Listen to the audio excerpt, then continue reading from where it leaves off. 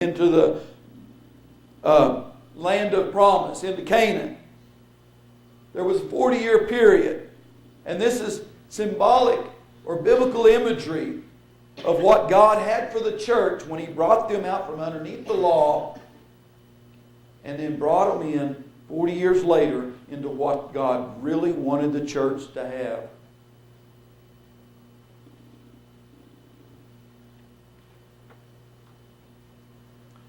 The Feast of the Trumpets represents the resurrection of the dead.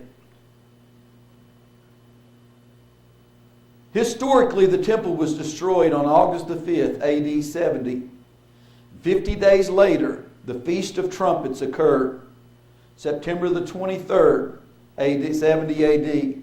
It was the beginning of the 7th month of that year. It was not coincidental that the destruction of the old temple accomplished that of the new temple, the church, to be dedicated. The Feast of the Trumpets is celebrated on the first day of the 7th month. The Feast of the Tabernacles is introduced on the first day of the 7th month by the blowing of the trumpets. Trumpets were sounded throughout the land, calling the nation to prepare for the coming Day of Atonement, the day of national cleansing. All of this happens immediately after a time of great national peril, commonly called the Great Tribulation. The scripture given below tie the destruction of Jerusalem and the resurrection of the dead as events that follow each other in close order, not thousands of years as most teachers suppose. Daniel prophesied in chapter 12, verses 1 and 2, "And there shall be a time of trouble, such as never was since there was a nation, even to that same time." Daniel said there's going to be a time of trouble come upon Jerusalem that has never before and never again after that will there ever be anything that ever comes to what this is. Nothing that is ever like this has ever happened nor never will happen again. And he said, "And at that time thy people shall be delivered." The church shall be delivered whenever that destruction comes. "And every one that is found written in the book, and many of them that slept in the dust of the earth shall awake, some to everlasting life, and some to shame and everlasting contempt." If you go back and begin to read, like I've mentioned before, Josephus, everybody I think ought to get the book Josephus and go to the Jewish wars and just read the Jewish wars and read what Josephus wrote about the destruction of Jerusalem in the Jewish wars. He wrote that while the battle was going on, that many reported seeing chariots and horses in the sky as this battle began to take place. And if his report is correct, the battle that was taking place in heaven foreshadowed that which was taking place on the ground. And I recommend everybody if you haven't got the book, I've got it on computer file. I can give you a copy of it and let you read it off of it. Hastings has also got the book. I haven't got it in hard copy. Job, as he began to pray, he began to pray that whenever I die, keep me in secret until thy wrath be past. He knew that there was a wrath that was coming when the old covenant system was going to be judged. And he wanted God to keep him until thy wrath be past, that thou wouldest appoint me a set time and remember me. If a man die, shall he live again all the days of my appointed time? I will wait until my change comes, until I am resurrected once again.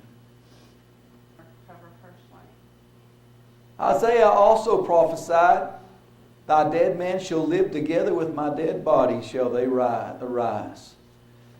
He goes on, "The earth shall cast out the dead." And then he comes on down, "Hide thyself as if it were for a little moment, until the indignation be over past. The same thing Job is praying for. Until thy wrath is through. Let me wait till thy wrath is over with, to punish the inhabitants of the earth for their iniquity. The earth also shall disclose her blood, and shall no more cover her slain.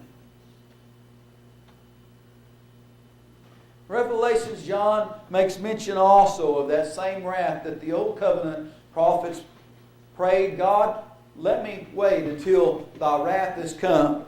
And here John begins to prophesy about thy wrath is come. The things that were to shortly come to pass. God was going to pour out His wrath upon Jerusalem in that Old Covenant system. Thy wrath is come in the time of the dead, that they should be judged, and thou shouldest give reward unto thy servants and prophets, and to the saints, and let them that fear thy name, small and great, and shouldest destroy them which destroyed the earth.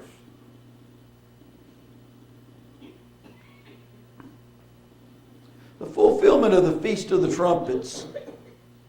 In Revelations 10, we witness the seventh angel is about to sound. The final trump is to complete or accomplish the work of God.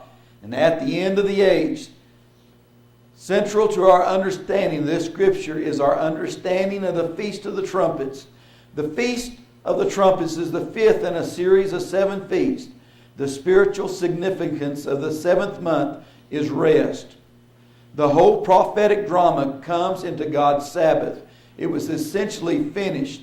The first 6 trumpets ushered in the Great Tribulation, or Jacob's trouble, and the 7th trumpet signified that the mystery was accomplished. When we come into the seventh always comes to God's rest. When God created the heavens and the earth, we find that when He come to the 7th day, He rested. And so as we come into the 7th month, or the 7th trumpet, we find that also that everything is accomplished, and God comes and enters into His rest. And that's what God is trying to get us to do, is to enter into His rest. Everything that happened, His prophets prophesied was going to happen.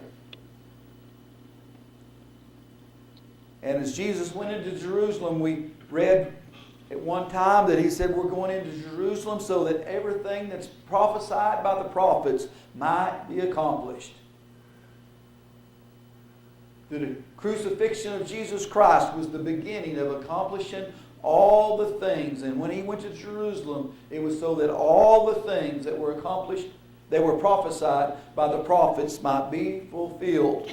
And so, as we read on, John goes on to talk about in Revelations 10, verses 5 through 7, that there would be no more delay.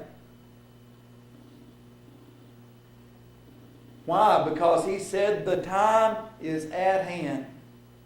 These are the things to shortly come to pass. And there would be no more delay. But in the days when the 7th angel is about to sound his trumpet, the mystery of God will be accomplished. Everything will be complete. It's very important to connect the sounding of the last trumpet with the resurrection of the dead in Scripture. 1 Corinthians chapter 15 is recognized as a classic example of the resurrection. In 1 Corinthians chapter 15 and verse 52, it says, in a moment, in the twinkling of an eye, at the last trump. That was the last trump that John talks about in Revelation. For the trumpet shall sound, and the dead shall rise incorruptible, and we shall be changed.